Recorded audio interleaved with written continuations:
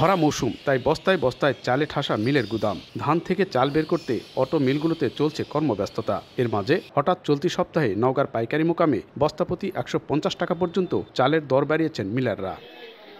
চালের বাড়তি দরের উত্তাপ খুচরা বাজারেও। মোটা জাতের প্যারিজা, বি২৮ ও স্বর্ণা ৫ চালে কেজিতে ৩ টাকা, আর সরু চাল জিরাশাল, নাজির ও কাটারি মিনিকেট কেজিতে ২ টাকা বাড়তি দরে বিক্রি করছেন মিলাররা। ভোক্তাদের অভিযোগ, কারসাজি করে অধিক মুনাফার আশায় দাম বাড়িয়েছেন ব্যবসায়ীরা। প্রত্যেকটা চালের দাম ২ টাকা করে বাড়িয়েছে।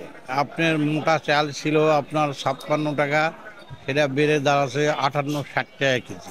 চালের দাম এবং কাঁচা তরকারি, সবজি এসবের দাম যদি বাজারে কমানো হয় তাহলে আমরা অনেক ভালো চলতে পারবো।